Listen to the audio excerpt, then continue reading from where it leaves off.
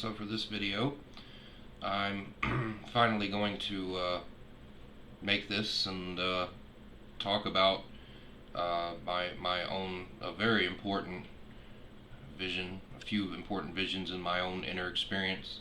If you've never seen any of my videos or my book, which you probably haven't, um, basically in early 2012 I began to have what I've done to be the math of early 2012. Leo is when this started. Leo through the opposition to Mars. Um, I began to have these inner visions coming to me as, memories and thoughts and ideas about everything out in this universe that could be, has been, will be, infinite unmanifested possibilities, as I call them, of things that could exist but probably don't exist, experiences that could have happened but didn't happen, and all these ideas of things that could have been but probably are not, not in this physical, or at least in this reality, one out of possibly billions, trillions, infinite, or maybe it's just all here, all the oneness is just here right now, as they say. So yeah, I'm ready to face my karma for talking about this and coming out about it. I've basically, yeah, it's hard to talk about, so please bear with me here if you're ready to hear it. Yeah, years ago, all these visions came through me, and I over time, it was like, things like alternate reality, sitting at the table of the alien gods, seeing a high creator, master of the universe kind of deal, stuff like this. And this is all in my book too, Journey of a Celestial Dream. But this thing that'll come to me that's so important is basically, and the inner voice never quite said it like this, but I put it together as this because it's a part of my experience. So it's basically, this coming, the second coming of true Christ, the true Kalki, whatever you want to call them, this great ascended master that will have to be reborn to this reality. This is all coming off of things like the story of Jesus and whatnot. And yes, I'm very well aware, obviously, that there is a difference between the Christian and the Gnostic Jesus. My personal theory is that there's something on that comes off of it, but like Jesus himself, as you know who I'm talking about, was still a very important figure, and he was awaited for by several different people on the earth that already knew about it. So, and again, this is something that the Christians, the scholars, the Gnostics, the truth seekers, everybody will be scratching their heads. All right, believe me, and I can't see the exact time as to when they come. Could be tomorrow, could be 2,000 years from now. I really don't know. But all I can do is give you my vision, this inner vision of what they look like and how they will appear over the earth. So there's a lot to it with, the entire story and how it will go, because obviously anything in life we could put together is not going to play out that way. But this is my vision of basically a returning Christ, a master in a child form, and I also call him the Kalki because still that's a part of it in a way, because they still believe, the Hindus believe, that there's a return of an incarnation of Vishnu, and it's all all comes together for me at least, and it won't for probably most people watching this video right now. But anyways, so what it'll happen is, it'll follow in some way or another. It'll fall through with the story of Jesus, and people, many groups and communities of people will be well aware of this coming child and will be prepared for them, because it will have to keep them hidden because of everything they're being told by these higher celestial beings and this great creator, all coming to have this birth upon the earth in human form. And so many crowds, many groups and people will be ready for this coming. And obviously, however it comes together, will be somebody will really feel it. They'll know it, and they'll show that they know it. And I think in part of the line, if I'm this video's here, I'll still be a voice in all of this happening. But like I said, this will all be just, you know, you know, just my own inner experience and inner visions and whatnot of seeing the coming Kalki Christ. So, with the coming of this great being, um, there obviously whatever the state of the world will be in, will be what it is. It'll probably look pretty rough. It'll probably be hard for everybody. It'll probably be uh, a place we'd all rather not have lived in, but we'll live in it because we'll live in the moment. But we wait for this great being, and this great being, to me, it starts off basically that this woman, maybe a partner of mine, maybe uh, maybe just this woman, and I'm not going to get into detail on how she appears because I think she could appear like anything else, anybody, any skin, any color, any whatever.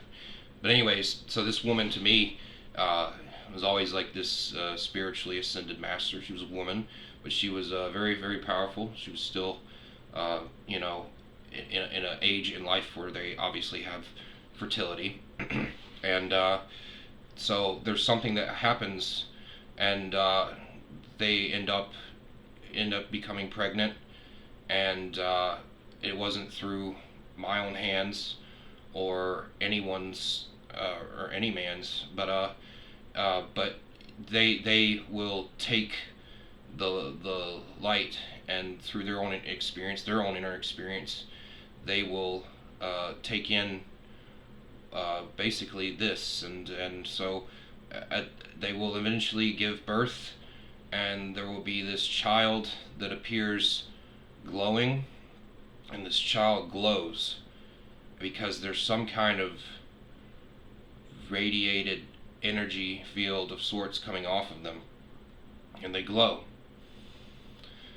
and they are bald, and they will be completely bald for their entire life because they glow, and they will be this child that grows, that glows, and they'll never lose that glow as long as they live.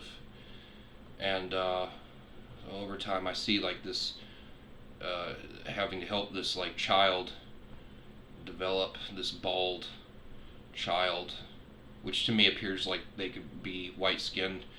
They're supposed to be white skinned, but like in the story goes, it could be anywhere in the world. They could be anything, any skin color, any race, any culture, but they glow, and they're bald, and they're naturally just bald. Now, again, this is my own vision. Doesn't mean it'll come out like this, but they're bald, and they have all this. This child at an early age would find themselves in a place where a lot of older men in the spiritual practice left off 40, 50 plus years of all this hard meditation and this spiritual practices, and being a part of the whole conscious spiritual nature. They'll start where some of these people left off. I mean, after they learn a few words, basically, they will start where a few people left off.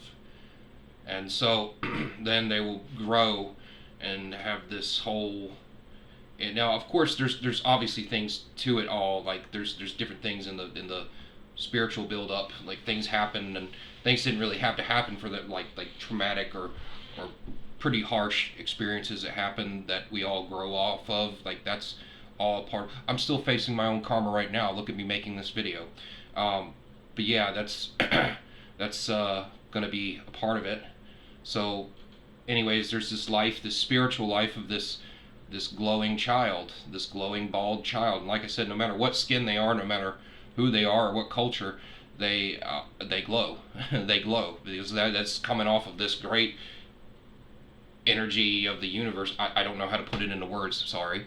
And they'll glow, and so over time I see them develop kind of up into the point of being a young man, and I think they have crowds. Like, I'm not talking about 20 or 30 people. I mean thousands upon thousands of people uh, ready to hear them.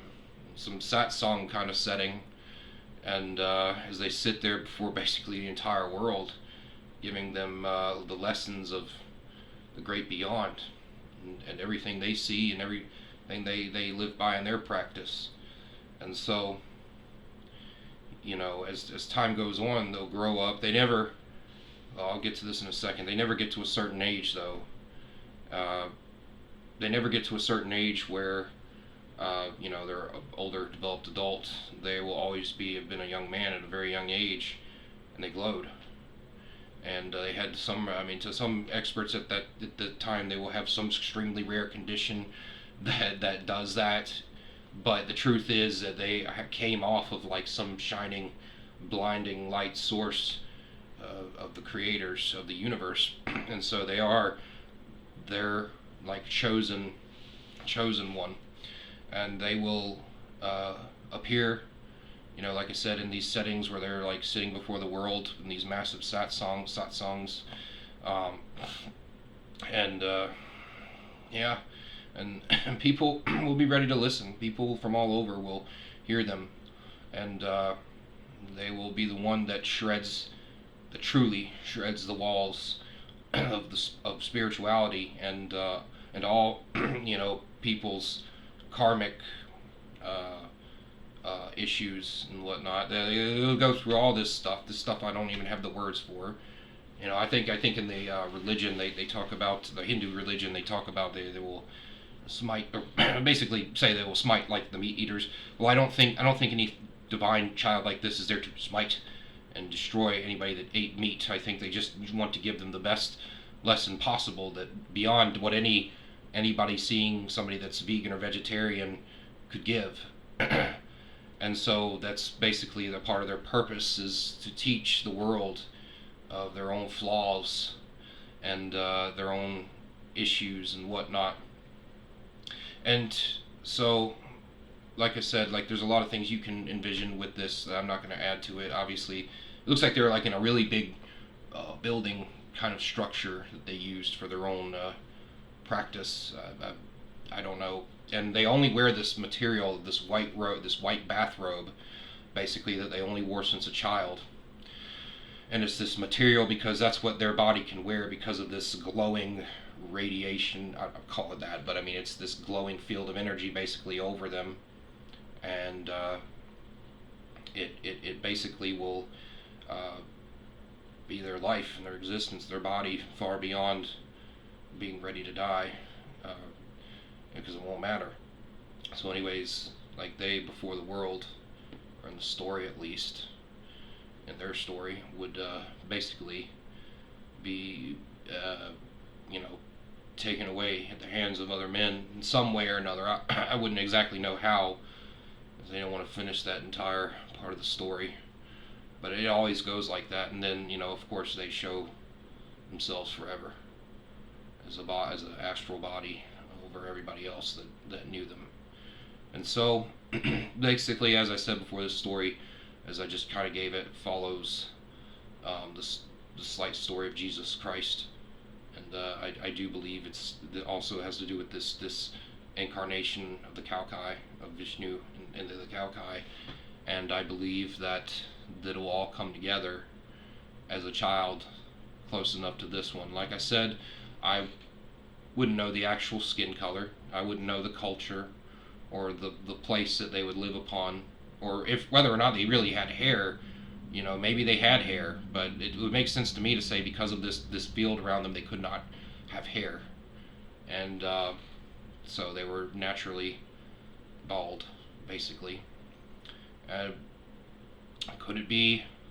Could be a guy, could be a girl. There's like this whole strange reality thing. I suspect it would be more likely to be a male, but there's this strange. Like in reality, it could have been a young lady, it could have been a guy.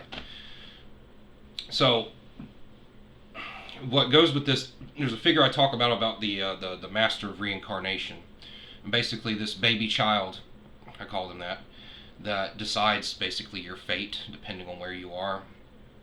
They bring you before your next life basically, and it's just like the I almost want to say they're like the Santa Claus of coming lives. Like who will they, what will you get from them, kind of deal, something like that. I don't know. I shouldn't have said it like that, but that is kind of more like what I see it like. And there's this young child, this bald young child in an astral, uh, you know, like setting.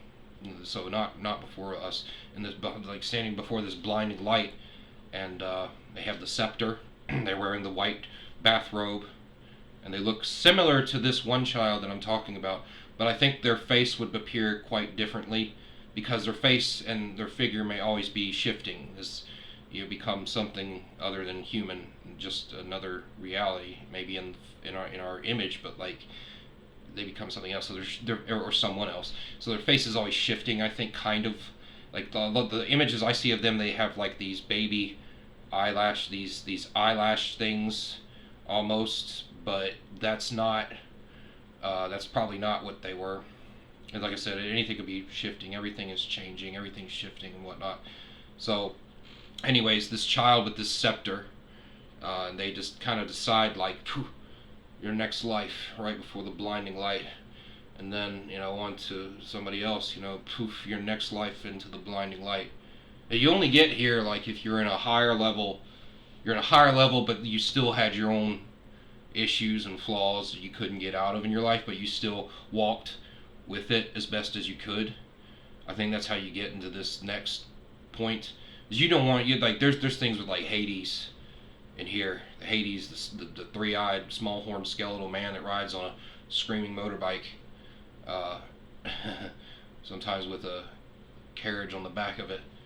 Yeah, you don't want to get mixed up with that. It can make your wildest dreams come true, but like I wouldn't get mixed up with whatever that is. And it's obviously years later I'm like, there's probably some draconian influence with that, and that's why they appear dark and evil, skeletal, all this crazy stuff.